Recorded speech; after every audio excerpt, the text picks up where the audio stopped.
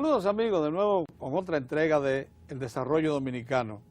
De ordinario se dice ya, está establecido, que la República Dominicana es una potencia minera.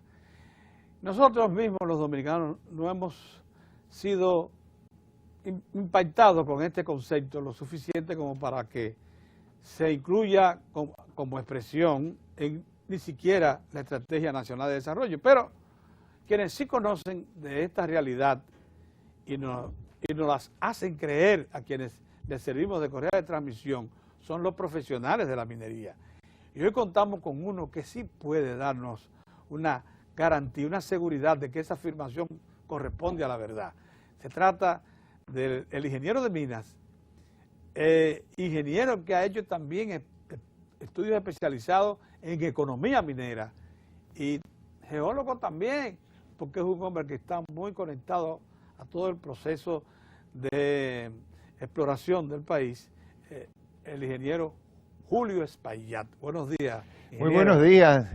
Muy agradecido de que haya aceptado la invitación. Pedro, te agradezco infinitamente que me hayas invitado a este programa y me alegra que vayamos a conversar de un tema que me apasiona, por lo menos, que es el sector minero, el potencial de los recursos minerales de la República Dominicana y sobre todo de las empresas que están actualmente haciendo exploración, que inclusive podríamos hablar de otras áreas que tú quisieras, pero en ese sentido me siento muy complacido porque tengo ya más de 30 años en este sector y no es que lo conozca más que nadie, pero al menos creo que tengo algunas indicaciones, creo que he estado en este sector por suficiente tiempo. Una de las cosas que favorecen a don Julio Espaillat como una autoridad en este campo es que casi todas las empresas extranjeras que han venido y han establecido proyectos, de alguna manera lo contratan a él para distintas etapas. Y así es que él ha pasado por todas las empresas mineras que están operando en el país, sorprendentemente por periodo lo suficiente como para aprovechar su conocimiento. Bien, para aprovechar al máximo el tiempo, Julio, ¿cómo calificarías tú el acuerdo a que llegó el Estado Dominicano con Barrick Gold y Goldcorp desde el punto de vista de los aspectos más trascendentes, nada más? Y así entramos de inmediato en lo que nos interesa. No, correcto, Pedro. Yo creo que todos debemos sentirnos muy orgullosos de que nuestro presidente y el Estado dominicano logró realmente los objetivos de renegociar el contrato. También lo felicito al Estado, pero también felicito a la empresa, a Barrick Gold y también a Goldcorp, porque aceptaron. Yo creo que lo peor hubiera sido ir a esos arbitrajes internacionales y todo. Entonces, cuando las partes se sientan en la mesa de negociación y logran lo que se está tratando de lograr en estos momentos, que es una negociación amistosa, pero que se vea que es ganar, ganar, que el Estado Dominicano está ganando lo suficiente o lo necesario dentro de un contrato de esta naturaleza y que la empresa también va a ganar lo suficiente para justificar su inversión en la República Dominicana. Entonces, desde ese punto de vista hay que aplaudirlo.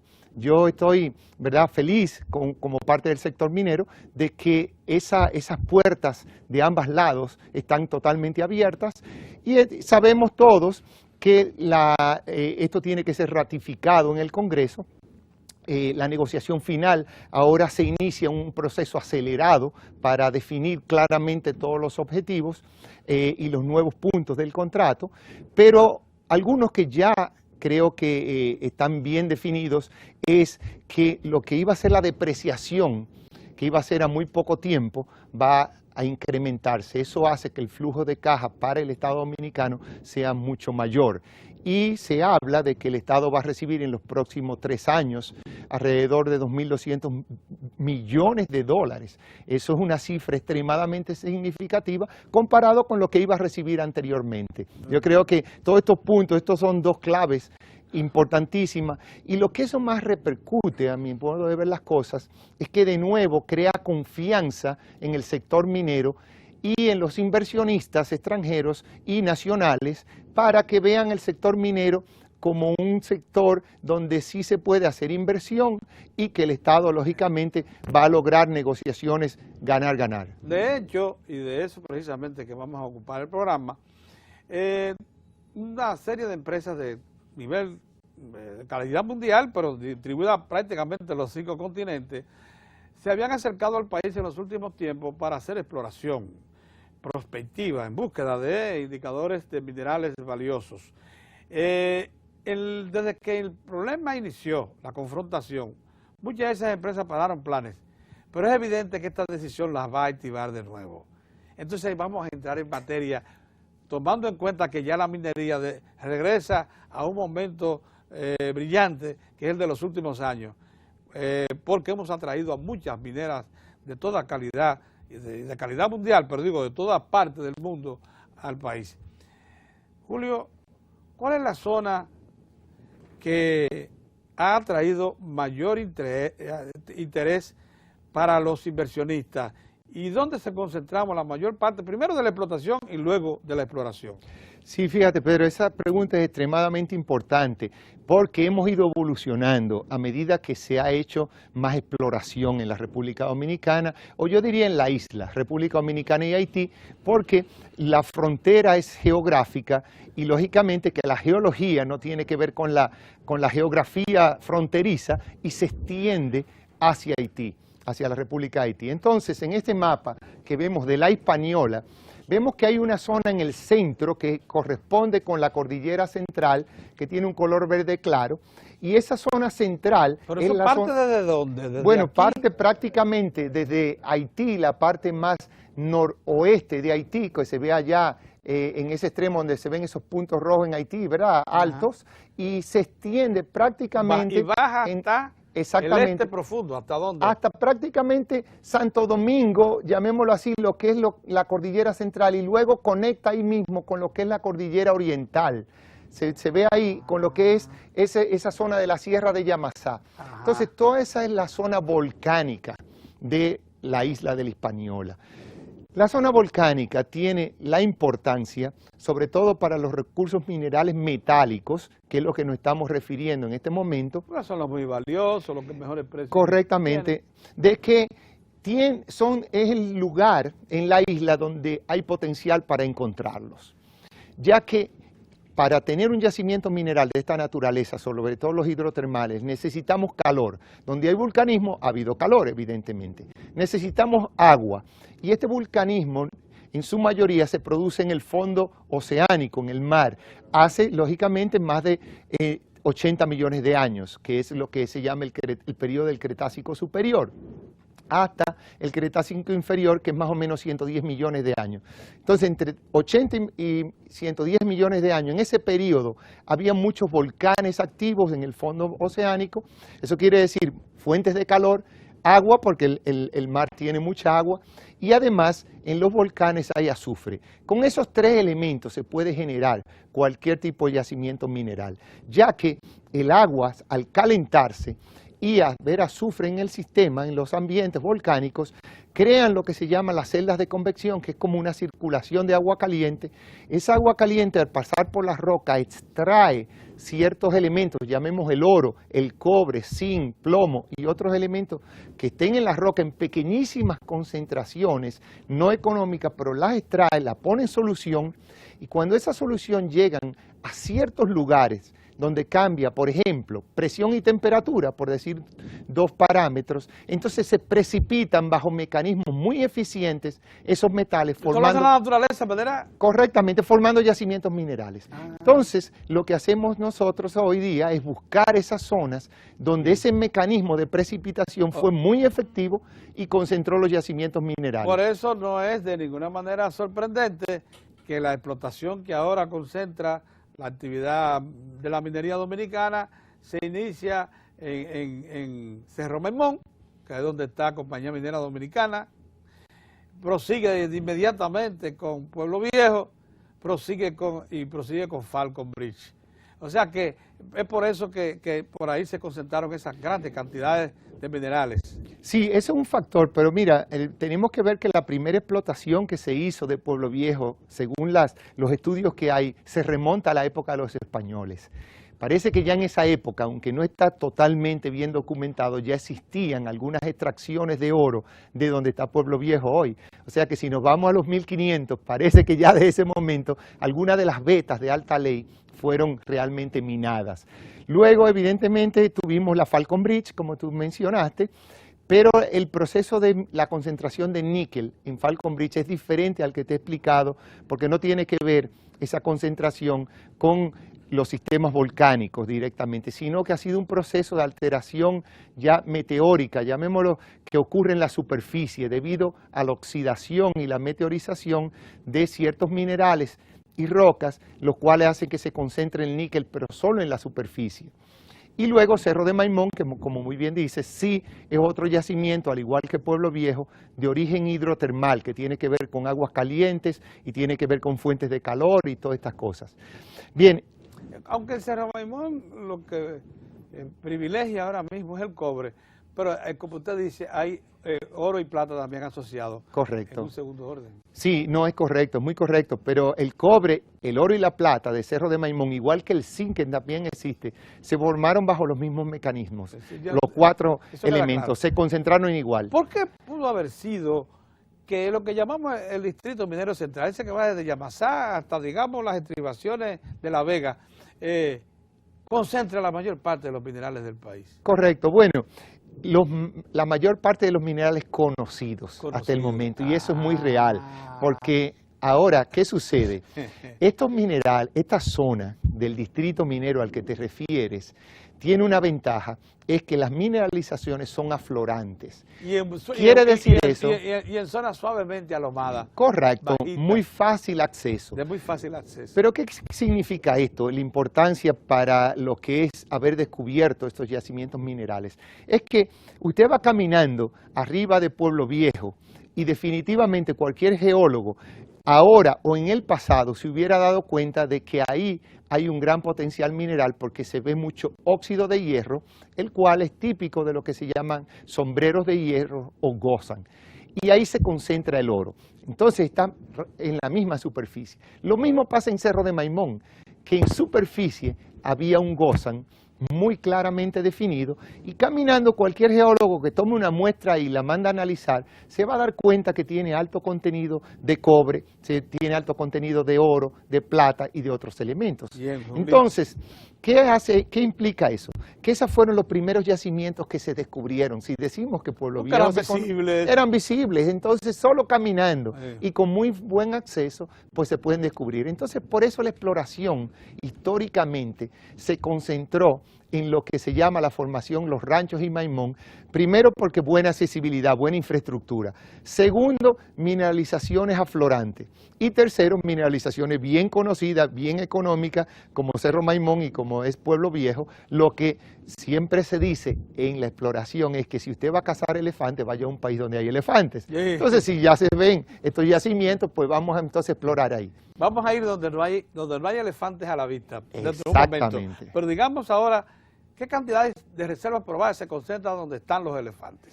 Bueno, correcto. Mira, el yacimiento de Pueblo Viejo se ha dicho claramente en muchas ocasiones que es uno de los más grandes del mundo en su tipo. ¿Qué se llama? Es un tipo de mineralización hidrotermal, como te decía, se clasifican como epitermales, y dentro de ese epitermales que tienen baja temperatura, se clasifican también de lo que se llama alta sulfurización. Eso significa muy claramente que son aguas magmáticas las que producen este yacimiento y tiene alta cantidad de sulfuros, de azufre, y eso produce que haya mucha pirita y otros elementos. Lógicamente hay otras cosas que no vamos a entrar en detalle porque son muy técnicas. Las reservas de oro y plata entonces que están concentradas ahí se habla de que hay reserva de más de 25 millones de onzas de oro y lógicamente unas 5 veces más onza de plata. Eso significa más de 125, 150 millones de onzas de plata. Todavía pueden aparecer más. Exactamente. Incluso eso es lo que se llama por ahí, sí, que se han hecho perforaciones un poco más profundas que las que se estilaban. Correcto. Y que se han encontrado indicaciones de que puede haber por debajo de la zona que ya estaba explorada zonas de interés. Eso es muy correcto, y por eso se habla que inclusive una explotación de 1 millón de onzas por año, que es lo que Barrick y Goldcorp están realmente en la planta esperando producir por año, pueden durar unos 25 años mínimo, pero posiblemente se extienda más en la medida que se vayan evaluando esas onzas o esas reservas que, como tú muy bien dijiste, están mayor. ¿Qué tenemos en Cerro Maimón? Bueno, Cerro Maimón ha sido muy interesante. De hecho, como tú sabes, yo pasé prácticamente 10 años, 11 años de mi vida en Cerro de Maimón, desde el momento en que hicimos exploraciones, evaluaciones, lo llevamos a producción y luego el yacimiento se vendió a una empresa australiana. En el principio... Ahora es posesión de una empresa de China continental. Bueno, es una empresa asociada entre chinos y australianos, Ajá. en lo cual la mayoría de los accionistas son de China y lógicamente también hay australianos. Yo creo que en una proporción alrededor de 50 y pico % chino y un 40 y algo % australiano. Pero lo interesante de este yacimiento es que desde el primer momento que se hizo la exploración, se vio que era un yacimiento muy rico en cobre y en oro, también en plata y con zinc, 4 elementos importantes. En el proceso de evaluación del yacimiento vimos que lo más importante era poner a producir con una planta que fuera capaz de extraer el cobre y el oro, que eran los 2 elementos más importantes, pero que si podía extraerse también la plata, se extrajera la mayor cantidad de plata posible también.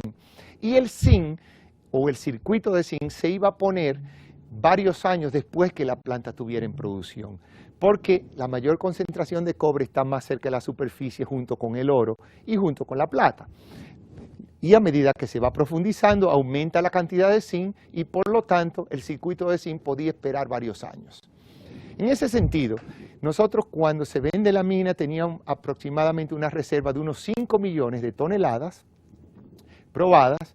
En ese momento también se tenía una evaluación de 2 gramos por tonelada de oro, se tenía una idea de 35 gramos por tonelada de plata y aproximadamente un casi 3%, 2.9% de cobre y cerca de 2.8 a 2.9% de zinc.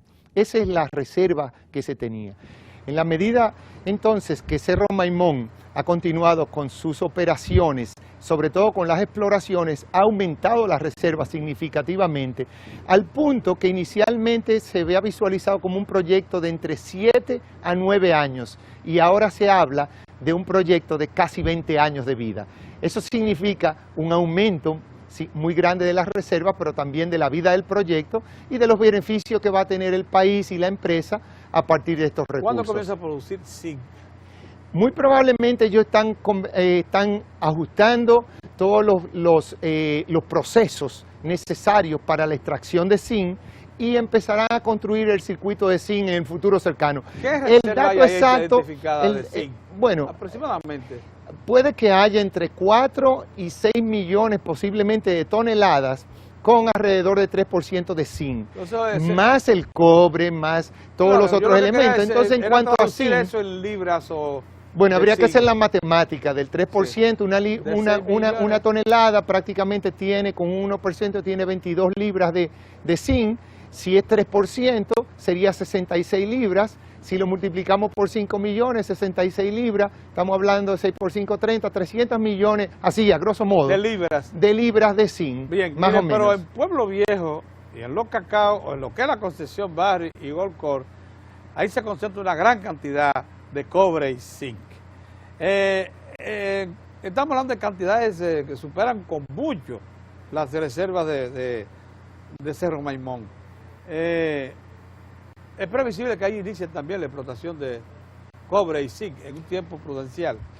Miren, todo lo que se piensa y que Barrick ha mencionado es que sí en el futuro van a instalar los circuitos para recuperar el cobre y el zinc que están presentes en el yacimiento, porque como usted muy bien dijo, Pedro, la cantidad de zinc y cobre que hay en Pueblo Viejo, aunque serían subproductos, o sea, no el producto principal, el cual es el oro y la plata, supera en grandes cantidades a la cantidad de cobre y zinc que tiene Cerro Maimón.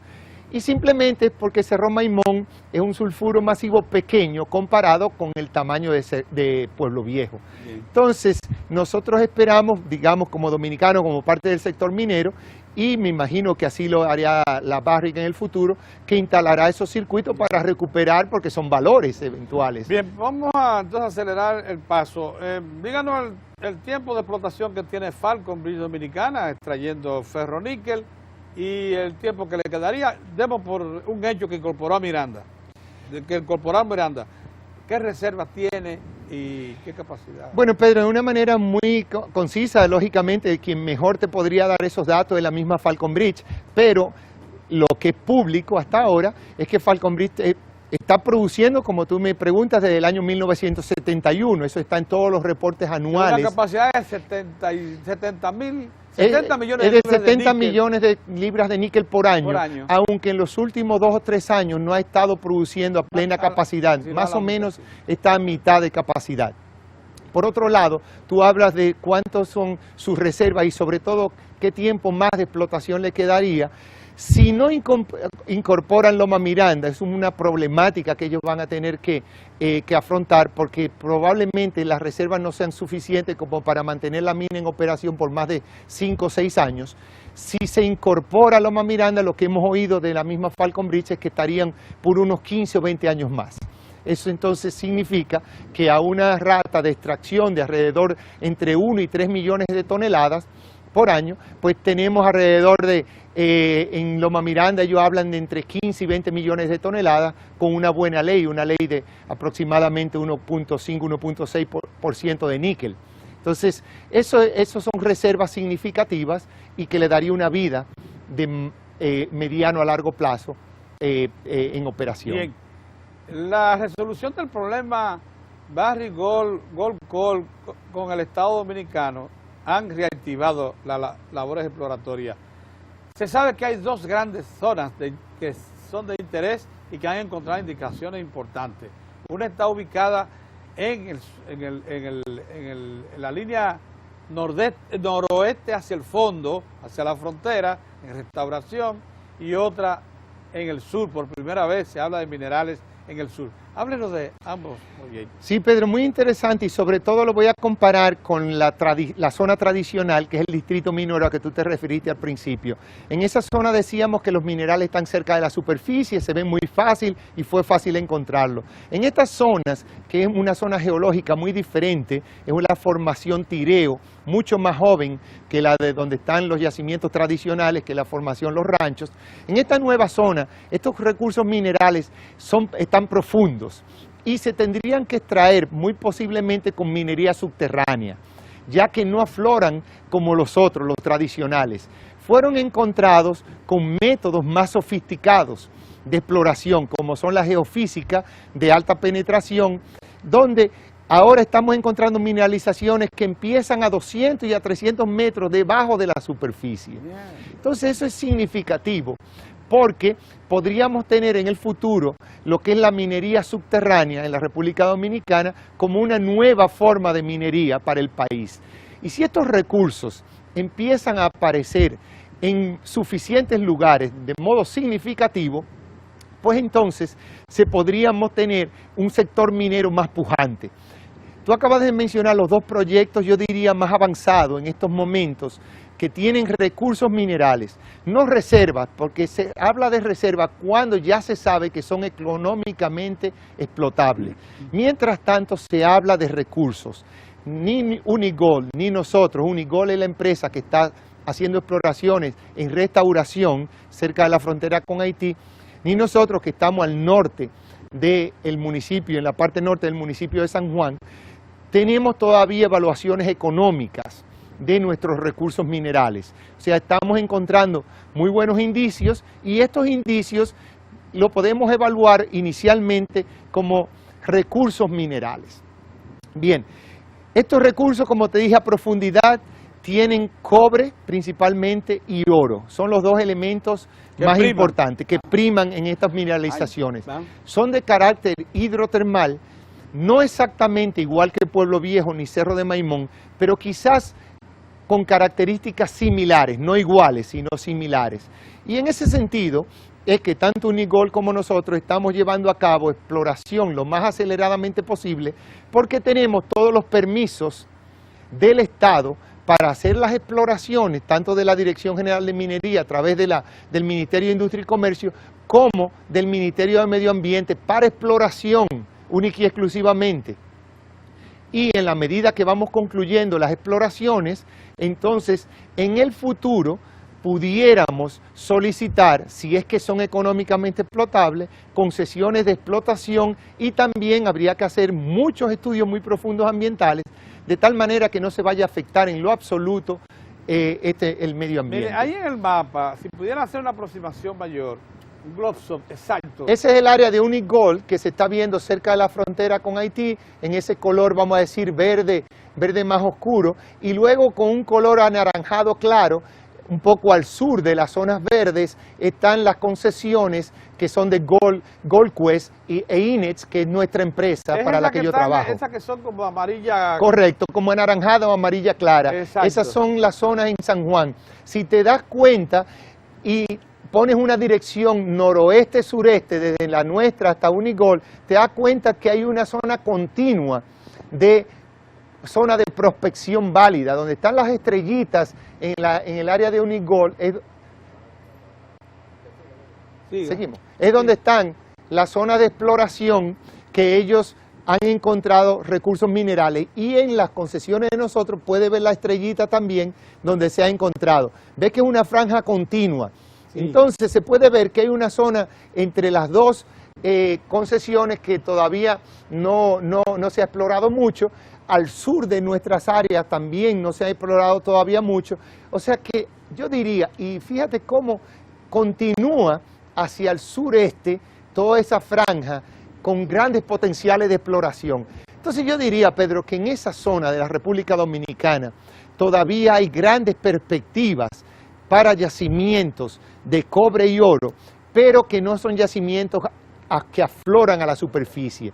Pueden ser yacimientos que están profundos y se necesita inversiones muy significativas para realizar las exploraciones. Mire, en el mapa aparece también una cosa interesante, y es que en la zona donde está Unigol, allá arriba, en Restauración, la zona de prospectiva se tiende hacia Haití. Correcto. Corramos un poco exacto. Miren, ahí va la frontera, cruza del otro lado. Correcto, porque como decíamos... ¿Quién explora ahí entonces? Bueno, allá hay una empresa también canadiense que se llama Majesco, que como se ve las estrellitas en Haití, indica las áreas donde está haciendo exploración Majesco, y también siguen la línea básicamente noroeste-sureste, que es la tendencia de la cordillera central, que traspasa lógicamente los límites de la frontera, porque la frontera es geográfica, como habíamos dicho anteriormente. Bien, hay dos zonas de exploración que muestran muchos hallazgos interesantes, que es esa de Gold Quest aquí en San Juan de la Maguana y de Unigol allá en la zona fronteriza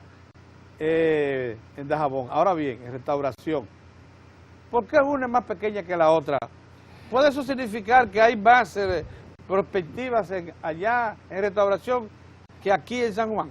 Mira, realmente el tamaño de las concesiones es dependiendo de cada empresa, lo que solicita la Dirección General de Minería y lo que se le asigna en ese momento como área de exploración. Hay un máximo de 30.000 hectáreas. Ellos tienen todas sus concesiones concentradas en esa zona.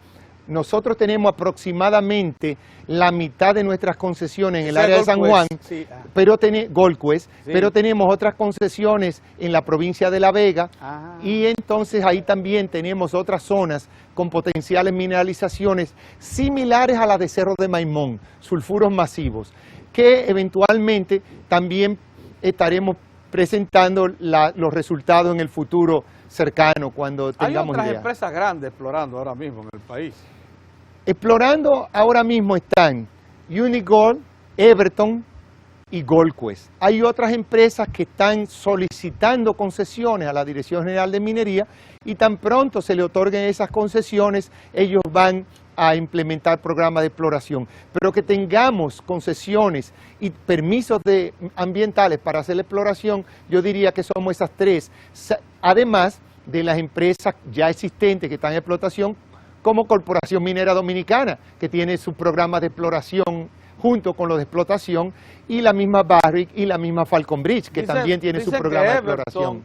Ha hecho perforación también profunda, porque lo que proyecta es minería también subterránea.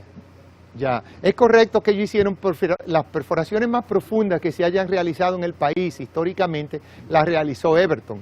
Y ellos continúan haciendo exploración.